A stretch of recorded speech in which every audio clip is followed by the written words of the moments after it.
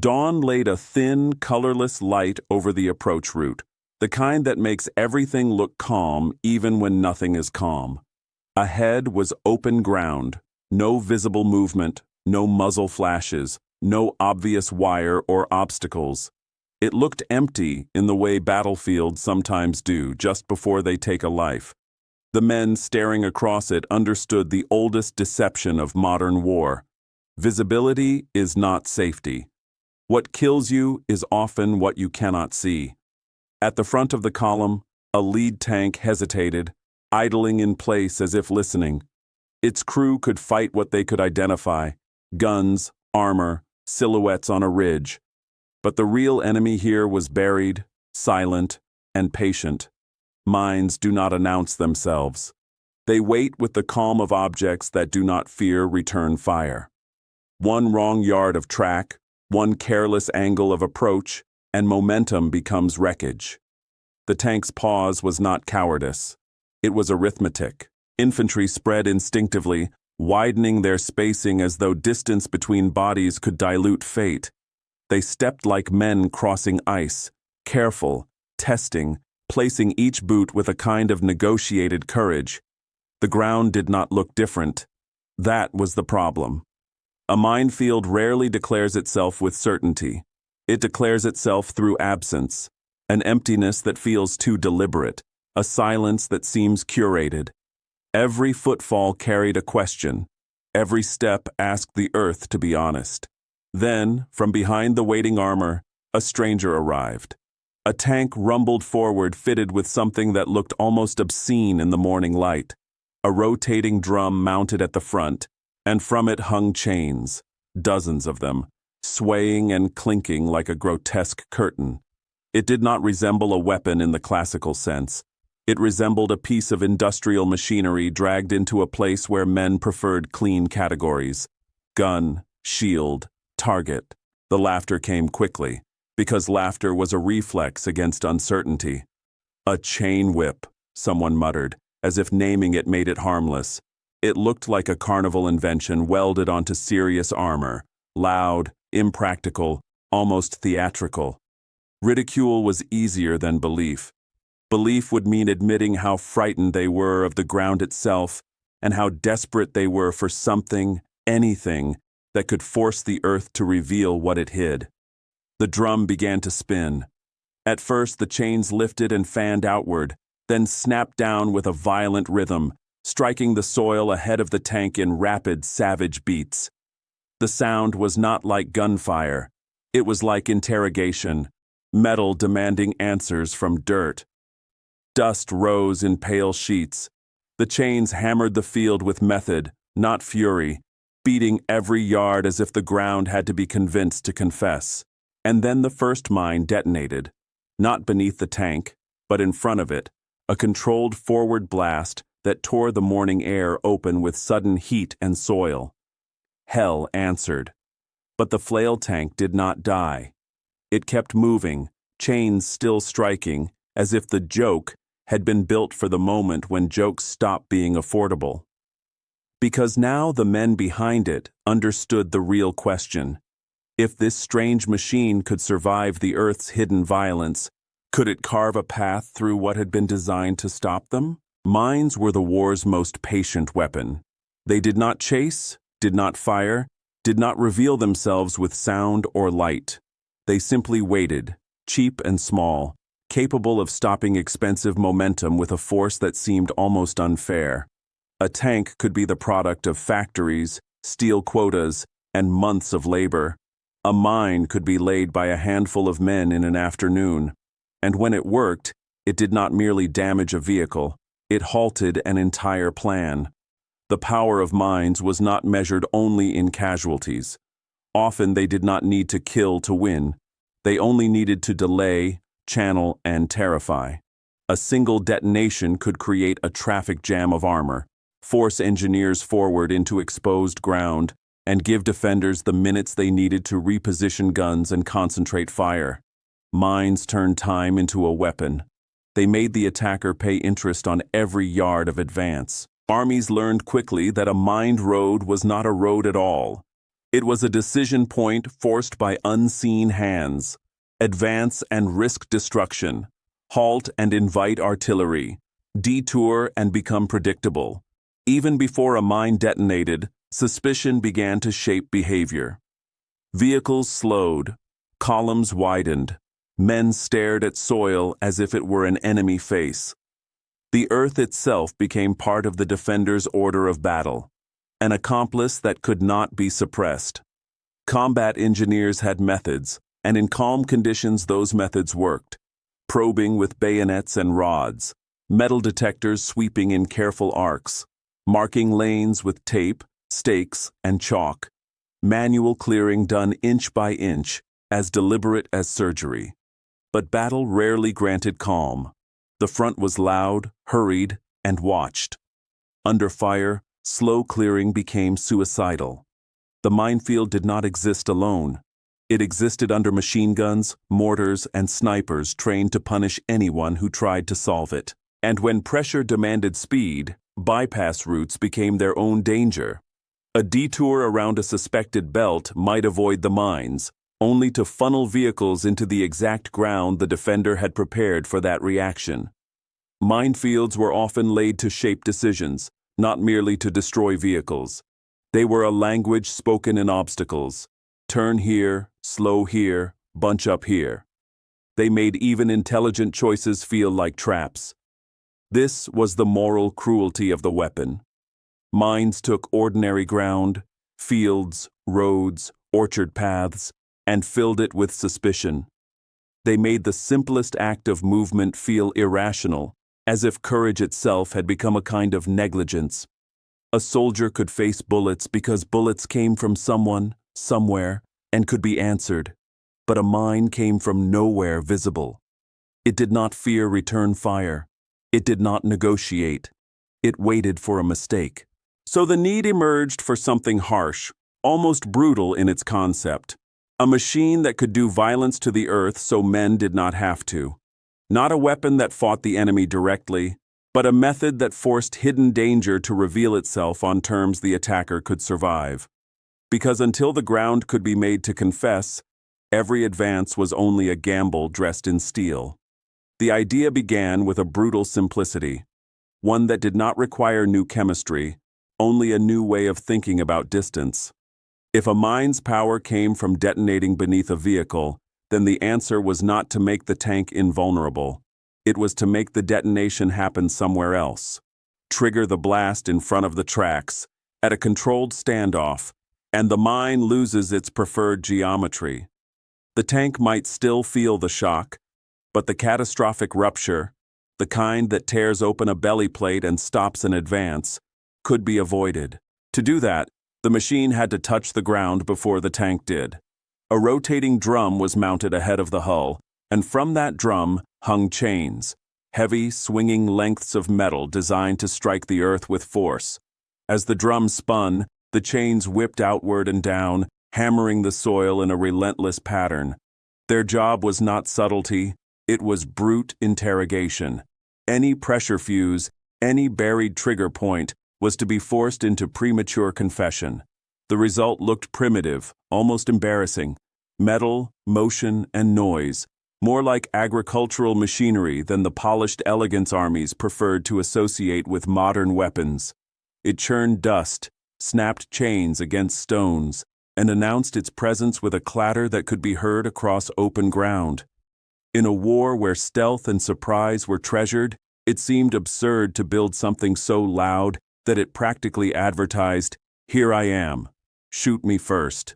Critics laughed at it for reasons that were not entirely irrational. It seemed wasteful. An expensive tank fitted with a device that did not kill the enemy, only the ground. It seemed fragile.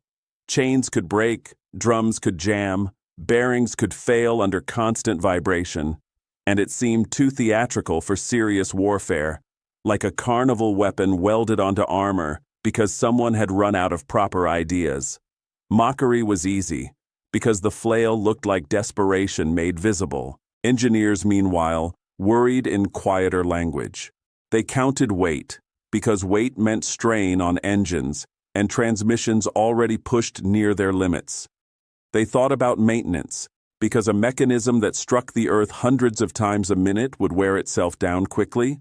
They imagined reliability problems multiplying at the worst moment, mud clogging fittings, shrapnel warping mounts, a jammed drum halting the tank in the exact place it was meant to save others from.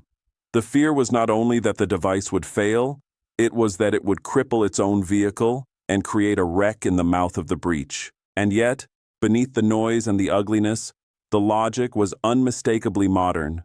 Survivability through controlled standoff.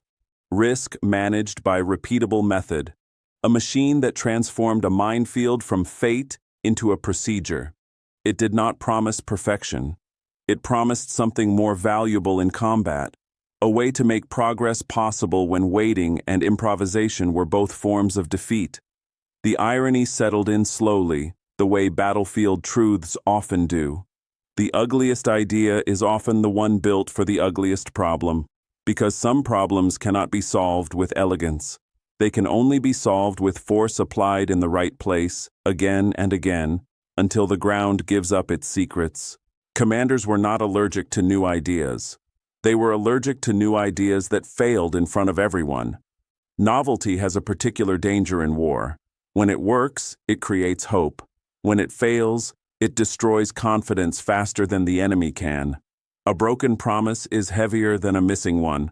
So when the flail tank appeared, chains, drum, dust, noise, many senior officers saw less a solution than a public risk. If it stalled in a minefield, if it broke down under fire, it would not merely cost a vehicle. It would cost belief. The device also threatened doctrine in a way that was hard to put into memoranda, but easy to feel. Tanks were meant to fight enemies, to engage guns, suppress infantry, exploit breakthroughs, and move with violent purpose. They were symbols of momentum. The flail tank, by contrast, looked like a machine built to argue with dirt. It spent its energy thrashing the ground like industrial equipment. It appeared to invert the tank's role, from hunter to laborer, at a time when armies were still trying to preserve a clean hierarchy of combat arms. There was an unspoken fear that once tanks became engineering tools, the entire romance of armor would be diluted into mud and maintenance. Reliability concerns dominated for reasons that had nothing to do with imagination and everything to do with experience. Chains can break, links can shear, drums can jam when mud and stones wedge into moving parts. Bearings can fail under relentless vibration. Engines can overheat under the extra load, transmissions can strain, and a tank that loses mobility in the mouth of a breach becomes a target and an obstacle at the same time. There was also the human factor, a driver trying to hold steady speed while the front of his vehicle pounds the earth, a commander making decisions with visibility reduced by dust, a crew forced to manage a violent mechanism while also under fire. To skeptics, the flail did not remove risk. It rearranged it into a more complicated shape. Logistics officers had their own reasons for hating the concept, and their reasons were the kind that quietly decide whether a weapon becomes standard or remains an experiment. The flail added parts and spares, specialized training, maintenance routines, and recovery complications. It created new points of failure in a system already stretched by fuel shortages, transport bottlenecks, and the wear of campaign life. A standard tank could be repaired with familiar procedures and familiar stock. A flail tank demanded unique attention, and unique attention, in a war of scale, is another way to fall behind schedule. Some officers argued that even if it worked mechanically, it would invite enemy fire in a way ordinary tanks could sometimes avoid. The flail announced itself with sound, dust, and spectacle. It made no attempt to be discreet, and in the flat light of a battlefield, it would draw attention like a flare. Enemy observers would know the logic immediately. Stop the flail, and you stop the breach. It would become a magnet for artillery, anti-tank guns, and every weapon a defender could bring to bear. To send it forward was to volunteer it as the first target, which was not a comfortable decision for any commander who had to write letters afterward. From the outside, this caution might look like stubbornness. But institutional doubt has a structure. Armies scale what they can predict. A single clever machine is not a solution if it cannot be produced, maintained, trained, and trusted across thousands of miles and thousands of crews. Predictability is not bureaucratic comfort. It is operational survival. A plan built around an unreliable tool becomes a plan built around disappointment. And yet, war does not pause for an organization to feel ready. War is a laboratory under gunfire, testing every assumption without courtesy. Minefields kept stopping advances when speed mattered most. Engineers kept dying while clearing lanes by hand. Columns kept freezing at the edge of empty ground because everyone knew it was not empty at all. The front kept demanding a solution that manuals could not provide. And sooner or later, command would have to decide whether the greater risk was trusting the ugly machine or continuing to let buried metal dictate the pace of the war. Combat engineers understood the arithmetic with a clarity that did not require debate. If you could not breach mines fast, you could not exploit success at all. A breakthrough without mobility was not a breakthrough. It was a pause in a dangerous place. The front might bend for a moment, the enemy might be shaken, but if armor and infantry could not move through the obstacle at speed, the defender would recover. In war, speed is often the difference between advantage and opportunity wasted. A delayed advance was frequently a defeated advance, not because the attackers suddenly lost courage, but because the enemy gained time.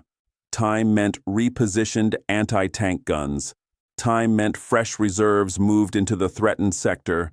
Time meant artillery registered on the obvious choke points. Time meant counterattacks launched against forces stalled in the open, half-committed and fully exposed.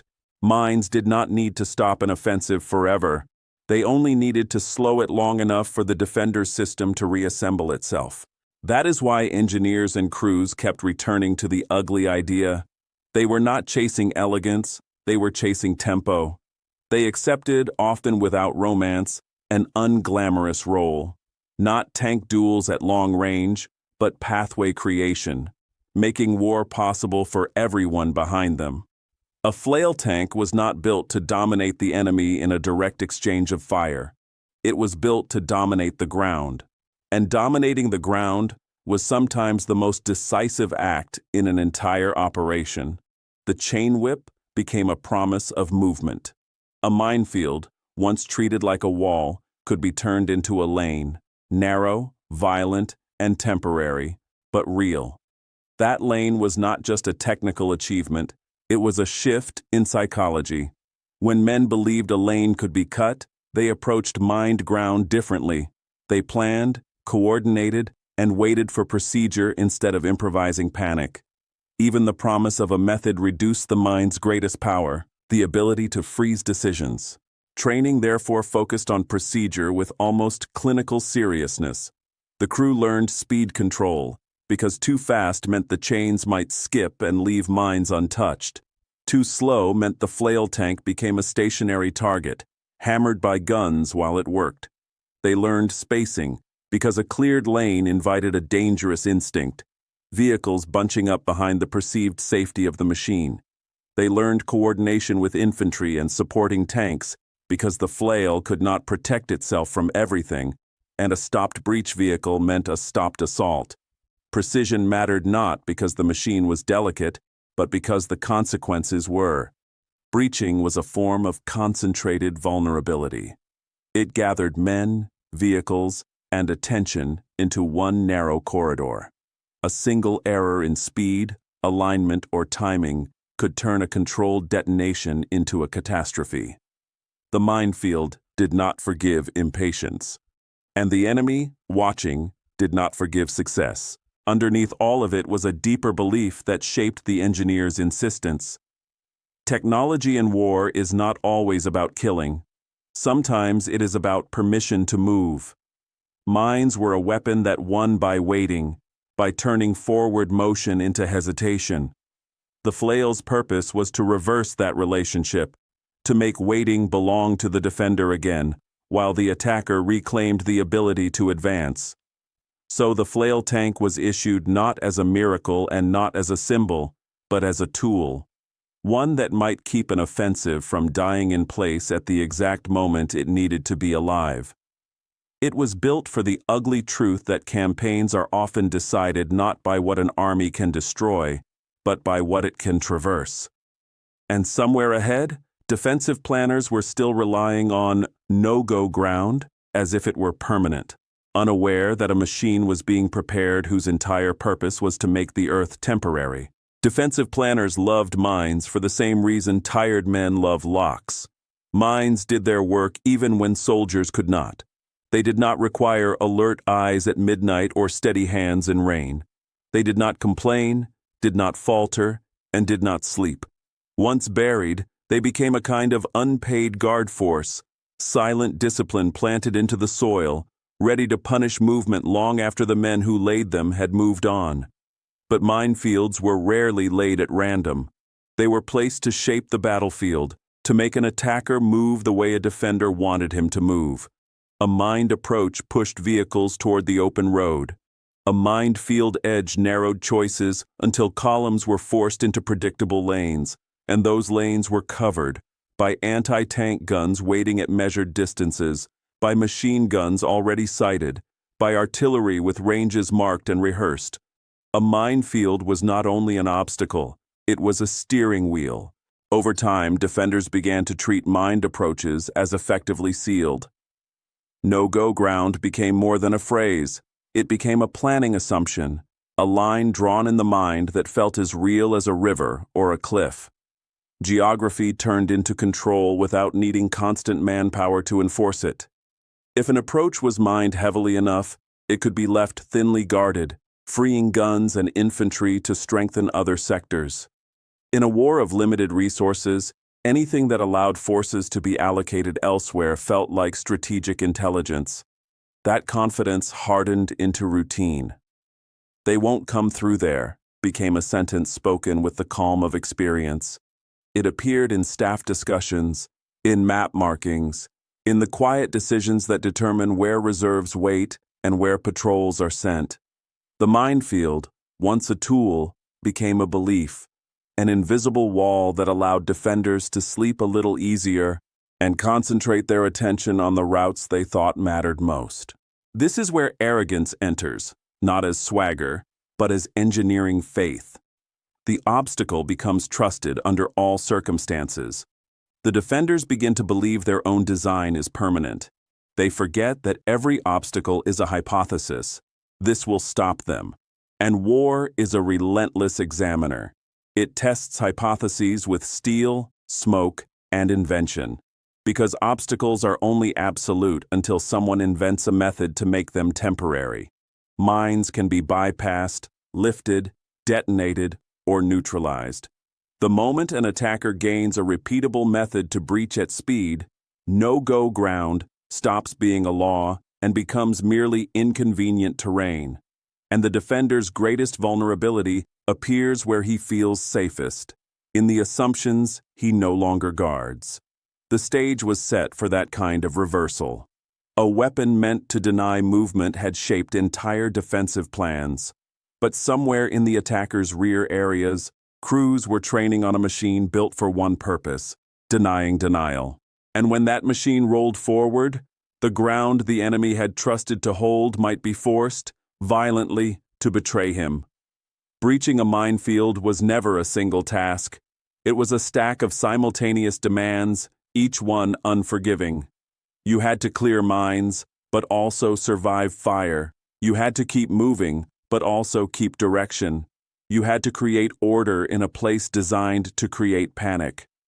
On paper, a breach was a lane cut through an obstacle.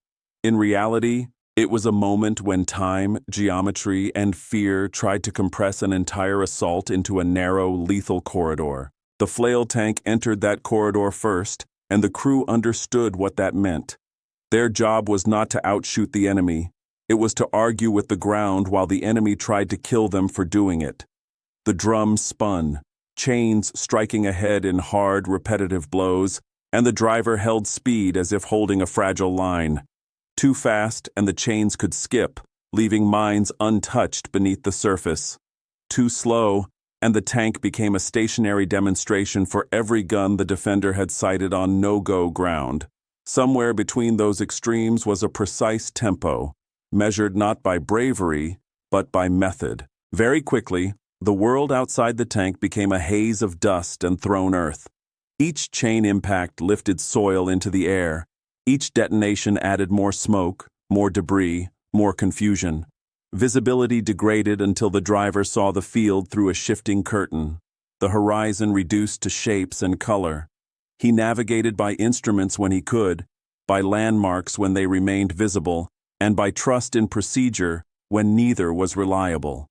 The breach vehicle had to keep its nose aligned. A few degrees drift could mean clearing a lane no one could use, or wandering into uncleared ground where the mines still waited with intact patience. Inside the turret, the commander listened as much as he looked. The chains had a sound when they were striking correctly, a steady metallic rhythm that became as familiar as an engine note.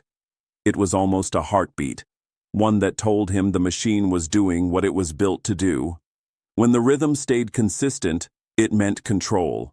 When it changed, when it stuttered, clanged irregularly, or fell briefly silent, it meant danger. A broken chain could reduce effectiveness. A jam could stop the drum. A moment of mechanical uncertainty in a minefield was not a maintenance problem. It was an invitation for disaster. Behind the flail tank, the assault force fought a different instinct. Infantry and following tanks wanted to close up, to shelter in the wake of the machine that seemed to make the ground safe. But safe spacing was part of the discipline, because minefields were designed to produce concentration, and concentration was what defenders killed best. Breaching created a funnel, vehicles forced into single file, men forced into predictable steps, all of it covered by guns that had been waiting for exactly this geometry. The lane did not merely guide movement, it exposed it. That was the cruel truth of the breach. It made progress possible, but it also made the attackers visible in the most dangerous way, organized and predictable. Every yard forward was a declaration. Every detonation was an announcement to the enemy's gunners. The lane is here. And so the breach was always a race between method and firepower, between the flail's ability to keep moving and the defender's ability to stop it before the corridor could be used. Success in that moment was not defined by explosions. Explosions were expected. Success was defined by continuity. The ability to move forward while the earth detonated beneath controlled violence, maintaining direction, maintaining tempo, keeping the lane alive long enough for others to pass through. And as the flail's chains kept striking, the question tightened toward its hardest form. Could a machine built for noise and audacity survive long enough under enemy observation to turn no-go ground into a route for the living? The flail tank's legend, when it formed, often sounded like brute inevitability, chains whipping, mines detonating, a lane appearing through violence. But the engineering reality was less romantic and more fragile. Chains wore down quickly as they struck soil, stone, and buried debris. Links snapped under repeated shock. The drum vibrated with a force that traveled back into mounts, bearings, and hull fittings, and the engine strained under a constant load unlike ordinary combat driving, pulling not only the tank's weight, but the resistance of the earth itself, hammered thousands of times a minute. Maintenance became a frontline ritual, carried out with the same seriousness as ammunition resupply. Crews tightened fittings that loosened from vibration, replaced chain segments that had stretched or fractured, checked mounts for cracks, and inspected the drum for damage that could become a jam at the wrong moment. This work was done in mud that coated hands and tools, and often under the risk of shrapnel from nearby fire. There was a particular cruelty to it. The machine built to make ground safe required constant exposure to keep it functioning. For the crew, the assault on the senses never truly stopped.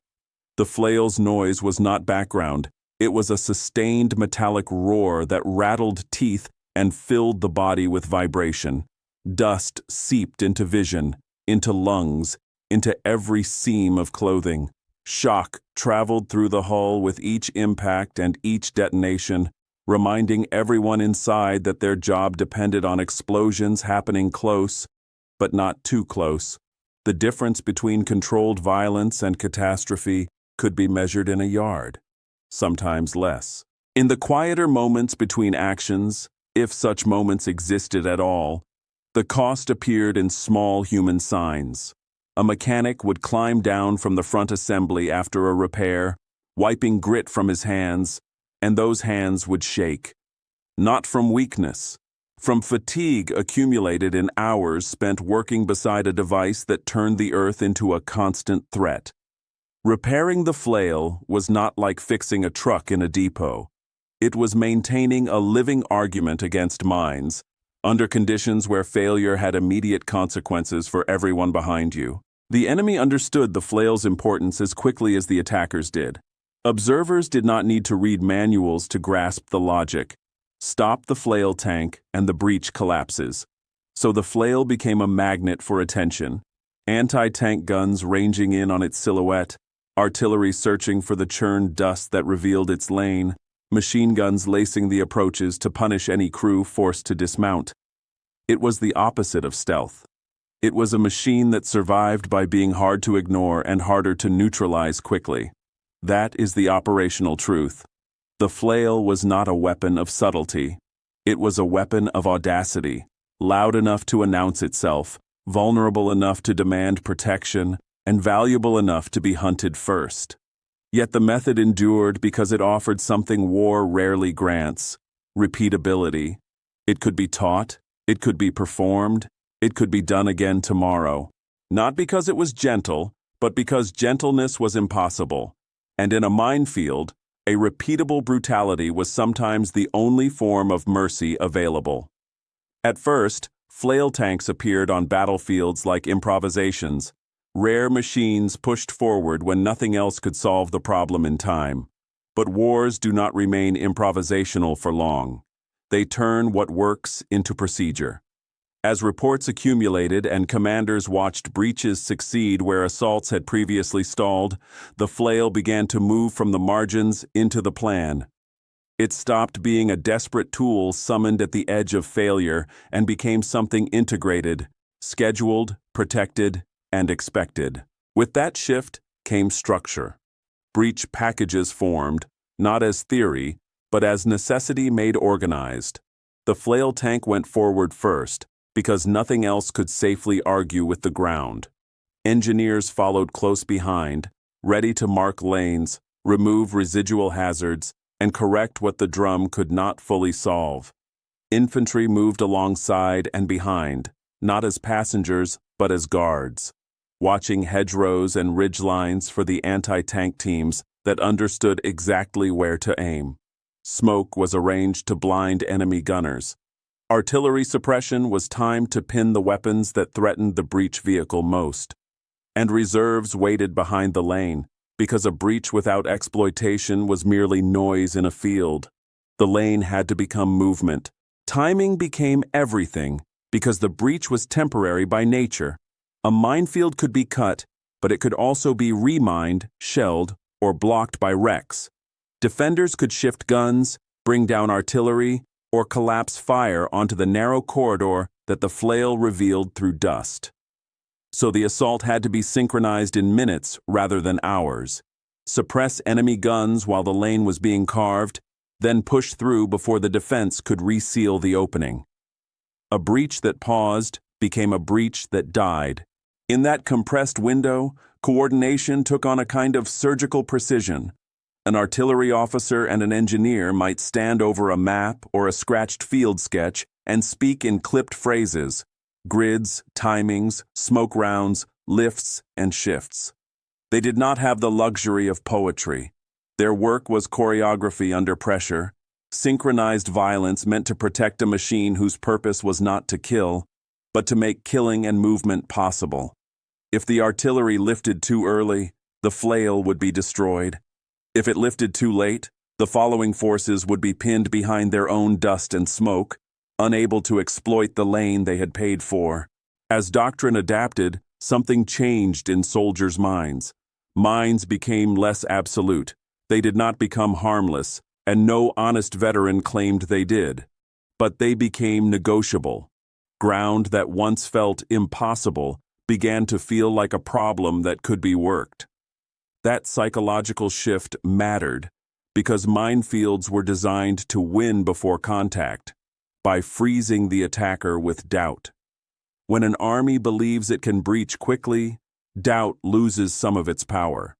The obstacle still exists, but its authority weakens. This is the deeper revelation at the heart of the innovation. Innovation is often not a gadget. It is a system, method plus coordination, equipment plus training, one machine's function multiplied by everyone else's timing. The flail's chains and drum could not win a battle alone, but they could create the conditions in which battles could be won.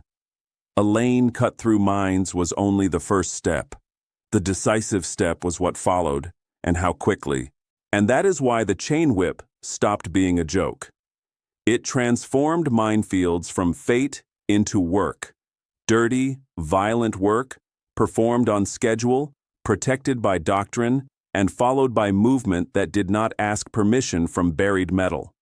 Which meant the next time defenders marked an approach as no-go, they might discover, too late, that their certainty was being timed against a rotating drum and an assault plan built to follow it.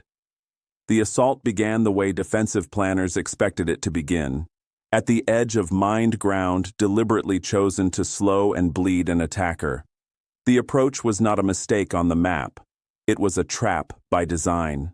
A field that looked empty, a road that looked usable, a gentle rise that invited vehicles forward, each feature meant to funnel men and armor into a place where momentum would die and guns could work without hurry. The mine belt was not the only killer. It was the signal for everything else to open. Then the flail tank entered first, exactly where the defense had decided no one would come. Its drum was already spinning, chains striking the earth in a harsh, repetitive rhythm that refused to be subtle. Dust lifted in curtains. The machine announced itself with sound and spectacle, and the enemy responded as doctrine demanded, fire beginning to concentrate on the moving disturbance at the front of the column. Anti-tank weapons searched for angles. Machine guns stitched the ground beside it. Mortar bursts walked toward the lane the dust seemed to describe, and yet the mines began to detonate. Not under the leading tracks, but ahead of them, in a controlled sequence of forward blasts. Each explosion was violent, but it was also proof. Proof that the lane was being carved in real time, yard by yard, through the very ground the defender had trusted to be permanent. Soil and smoke rose in short, brutal columns. The earth flinched first, not the tank. In a war defined by hidden danger, this was an inversion. The danger was being forced to reveal itself on schedule. Inside the flail tank, the driver kept speed constant, as if speed were a vow. Impact rattled the hull. Near misses struck with pressure that could be felt through steel. Debris clanged against armor, but he held the tempo because tempo was not merely his survival, it was everyone's. Too fast, and mines might be skipped. Too slow, and the breach vehicle might be destroyed in the choke point it was creating. His discipline was not heroic in appearance. It was mechanical. It was the kind of courage that looks like procedure, performed under conditions designed to break it. Behind him, infantry advanced in the flail's wake. They stepped into a space where terror would normally force them to crawl or freeze. They did not become fearless. They became methodical. Eyes watched for markers. Bodies kept spacing. Men moved through a corridor of dust and controlled detonations, trusting that the ground had been beaten into honesty for a few narrow yards. The minefield was still dangerous. One drifted step, one impatient shortcut, could still mean death. But it was no longer a wall. It was a corridor. And corridors, unlike walls, can be crossed.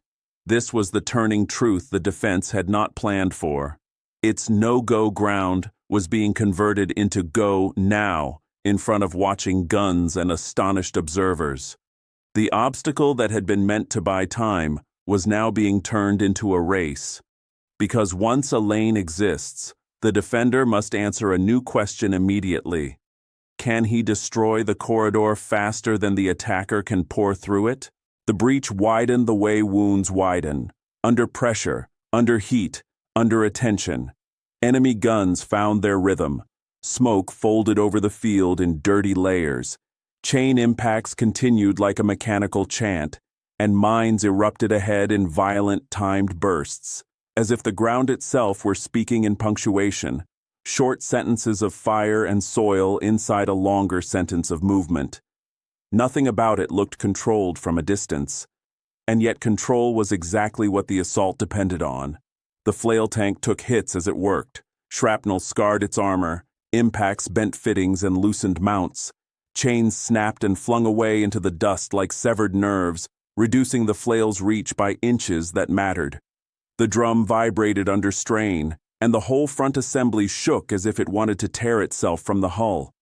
But the machine kept moving long enough to keep the lane alive, because a lane was not a place, it was a process, a moving strip of forced honesty in the earth. Then the secondary belt revealed itself, either unseen in the dust or laid deeper than expected.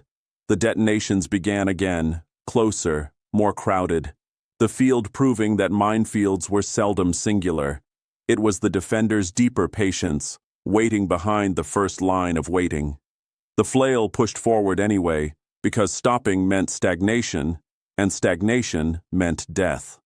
A halted breach vehicle becomes a wreck that blocks the corridor it has created, and a blocked corridor becomes a killing zone. The crew understood that forward motion was no longer simply progress. It was the only form of survival available. Inside the tank, a jam hit the mechanism, an abrupt change in sound that every crewman recognized instantly. The rhythm faltered. The drum's confidence became an irregular clatter. For a moment, the entire operation teetered on a small mechanical failure. A crewman swallowed fear and moved to fix it, not with speeches or bravery that looked dramatic, but with hands trained to act. Under fire, with dust choking the air and shock rattling his teeth, he forced the jammed piece free and reset what could be reset. His hands moved faster than thought because thought was too slow. In war, sometimes discipline is the only speed a human can trust. Behind the flail tank, following forces surged through the lane in its wake. Tanks and infantry poured into the corridor not as a trickle, but as a decision made irreversible. The defensive obstacle that had been meant to stop movement became an opening the enemy had not planned to lose. Guns that were positioned to punish stalled vehicles now faced a column that was suddenly emerging on the far side, moving, spreading, and turning the breach into momentum. Here, the moral irony became unavoidable. A device mocked for its absurdity, a chain whip, a grotesque curtain of metal, had become the most serious machine on the field. Not because it looked heroic, but because it did the work that allowed everyone else to fight. The breakthrough was achieved not cleanly and not cheaply, but it was achieved decisively, as the path through hell became a route for the living. And once the living begin to move through a place designed for their death, the battle beyond the lane changes shape. Because now the question is no longer how to cross the minefield, but how to exploit what lies on the other side before the enemy can seal the earth again. Once the lane existed, the battle changed its grammar. The assault was no longer a series of negotiated steps across suspicious ground. It became movement again. Tanks and infantry able to maneuver, to choose direction, to press where the enemy was weakest rather than where the mines allowed. A minefield had been designed to turn momentum into hesitation. The lane reversed that design. It gave the attackers a usable sentence: forward. Engineers moved into the corridor with the quiet urgency of men who understood that a breach is never finished when the first vehicle passes through. They marked routes with stakes, tape, and signs that could be read under smoke and stress. They cleared remaining hazards, disarmed what the flail had missed, and widened the safe strip where possible, because a narrow lane is fragile. Their work turned the corridor from a moment into an artery, something the force behind it could depend on rather than merely survive.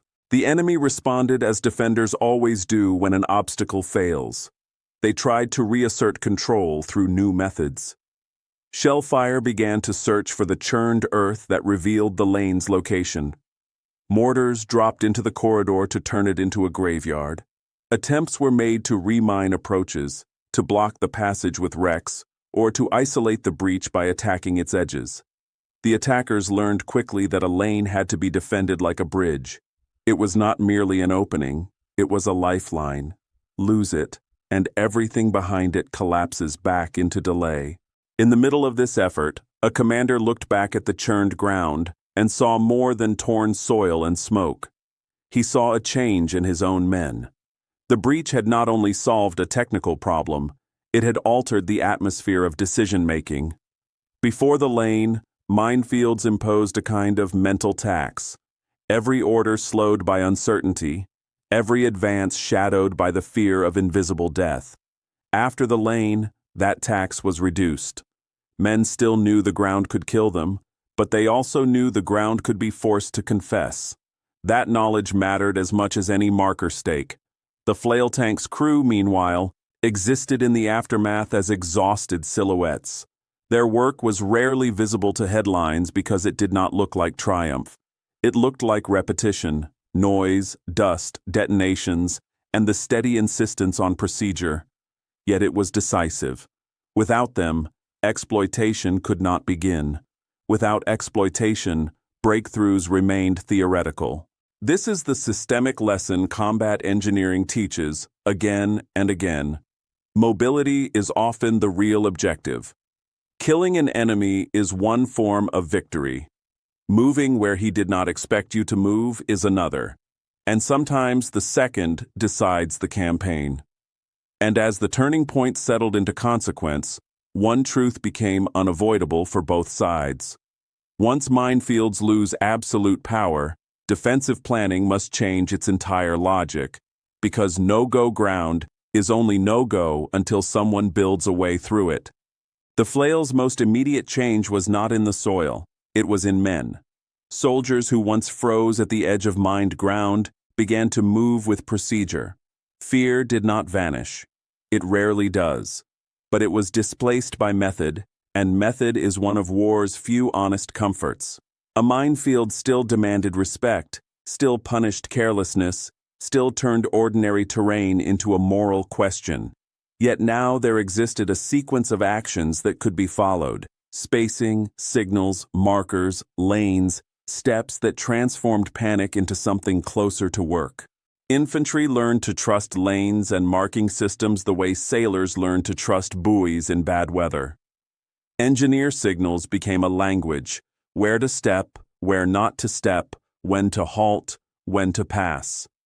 The habits were small but consequential: resisting the urge to cut corners, resisting the temptation to bunch behind the perceived safety of the breach vehicle, keeping formation even when dust and smoke made every yard feel uncertain. These routines reduced chaos, and reducing chaos was often the difference between a successful breach and a massacre at the mouth of a corridor. Years later, veterans would remember details that surprised listeners. Not always the gunfire, not always the explosions. Sometimes they remembered the sound of chains, the steady, brutal rhythm that meant the ground was being forced to confess. Gunfire could be random, shellfire could be distant, but the chains were intentional. They were the audible proof that an invisible threat was being confronted directly. In a war that often punished movement, the chain impacts meant movement had been permitted again. Commanders planned differently once they believed breaches could be made quickly. Minefields became problems to be solved at tempo, not reasons to abandon momentum. Assault plans grew more confident in their timing: suppress, breach, mark, exploit. Engineers became more integrated into the assault's choreography rather than treated as an emergency service summoned after catastrophe. In that shift, was an unspoken admission that obstacles do not merely slow armies, they shape their imaginations. When the imagination expands, options multiply. The enemy adapted, as the enemy always does.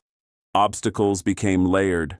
Mine belts were placed in depth, designed to punish the first success with a second problem. More direct fire was allocated to breach vehicles because stopping the flail meant stopping the lane. Timing became contested ground, defenders learning to strike the corridor at its most vulnerable moment, attackers learning to protect it with smoke, suppression, and rapid exploitation. The argument evolved. It always does. That is the trade-off the flail revealed with clarity. Every solution creates a new vulnerability. Every method can be countered, which means war is less a contest of inventions than a contest of adaptation. The flail did not make the battlefield safer. It made it negotiable, and negotiation, in combat, is sometimes the only form of hope. The consequence can be stated calmly. The flail does not end mines. It ends paralysis. It makes movement possible, and movement decides campaigns. And once a tool changes the way men move and think, it does not remain a curiosity for long. It becomes a legacy, studied and rebuilt in whatever form the next war demands. After the war, when armies sifted through reports and wrecks and tried to name what had mattered, flail tanks stood as an uncomfortable proof. Combat power was not only measured in guns and armor. Engineering, quiet, procedural, unglamorous, could be just as decisive as firepower, because it decided whether firepower could arrive where it needed to be. A breach was not a footnote to a battle. In many operations, it was the battle's enabling act, the difference between an offensive that moved and an offensive that died in place. The chain whip became an ancestor rather than a curiosity. Later, breach methods carried the same logic in different forms. Mine plows that shoved soil aside, rollers that pressed the ground to detonate mines safely, line charges that blasted corridors through belts, and specialized route-clearing doctrine designed to restore tempo under threat. The specific machinery evolved, but the principle remained constant. Obstacles can shape a battlefield only as long as they remain unanswerable at speed. Over time, the device's ugliness was reinterpreted. It was never meant to look heroic. It was meant to make the ground obedient. That is why it appeared so brutal. Chains striking soil, noise announcing vulnerability, dust rising like a signal flare. It did not embody the romance of armored warfare. It embodied its prerequisite. Before tanks could exploit, before infantry could advance, before commanders could maneuver, someone had to force the earth to stop lying. For the men who operated the flail, the legacy was carried in a harsher memory. One crewman later described his role with a clarity that needed no embellishment. His job was to be targeted first, not because he was the main attacker, but because stopping him would stop everyone. If the flail died at the mouth of the breach, the lane died with it. And if the lane died, the assault behind it would become a stationary mass, exactly what mines were designed to create. The crew understood that their visibility was part of the system. They were the price paid up front so others could be protected later, or at least given a chance to move. That is the strategic lesson flail tanks left behind. Obstacles shape war until methods exist to neutralize them quickly. Mines, wire, ditches, and barriers are not merely physical. They are psychological. They dictate where men look, where they hesitate, where they mass. When a rapid breach method appears, it does not merely open a lane. It changes the defender's planning assumptions and forces new allocations of attention, time, and fire. Memory simplified the flail into spectacle. Chains whipping, mines exploding, a strange tank thrashing forward through smoke. History restores its real nature. Maintenance under pressure, coordination measured in minutes, and grim repetition performed until a corridor exists. And in that restored view, the legacy becomes a warning. The enemy who relies too heavily on impassable ground is not only betting on mines, he is betting against human invention and against the stubborn, methodical refusal of engineers to let the earth decide the outcome. We return at the end to the laughter, because laughter is rarely about humor in war. Men mock strange machines for the same reason they mock unfamiliar tactics. Strangeness threatens certainty, and certainty is one of the few comforts soldiers can carry. A tank with chains whipping from its front did not look like proper warfare. It looked like improvisation made visible, like a breach in hierarchy, an admission that the ground, not the enemy, was dictating terms. To laugh at it was to protect the old order. Tanks fight tanks, infantry fights infantry, and the earth remains passive. The flail denied that comfort. But the achievement of the flail tank was never only about mines, it was about paralysis. Minefields were designed to stop movement before a shot was fired, to make an army hesitate, bunch up, detour, and lose its tempo. They were a weapon that won by shaping behavior. In that sense, the flail's true victory was not a cleared strip of soil. It was the restoration of decision-making. It returned to attackers a simple, precious ability: to keep going. Mines deserve an honest judgment. They are designed to kill, but more often they are designed to control. They take ordinary ground and turn it into suspicion. They force courage to argue with logic. They make a man feel irrational for stepping forward and irresponsible for stepping back. They cannot be reasoned with because they are not watching, they are waiting. That waiting is their strength. The flail deserves honesty too. It was loud, vulnerable, and brutal. It announced itself with dust and noise, inviting the enemy to aim first. It demanded constant maintenance and punished crews with exhaustion, measured in hours of vibration and shock. It did not make war cleaner. It did not make war safer. But it turned denial into access. It took a hidden threat and forced it to reveal itself in front of steel rather than beneath it. It was not elegance. It was method. Repeated until the ground stopped pretending. That is the paradox the story leaves behind. Progress in war often means finding new ways to force the earth to betray what it hides. The battlefield is not only men and weapons, it is terrain, obstacles, and the invisible decisions planted into soil. When those decisions can be undone quickly, entire plans collapse, sometimes without the defenders understanding why until it is too late. The final image is not dramatic, it is ordinary. A torn lane through churned earth, marked and used, becoming just another route under boots and tracks. Ordinary again, because someone made it ordinary at great cost. They laughed at his chain whip tank until it carved a path through hell and the laughter could not follow.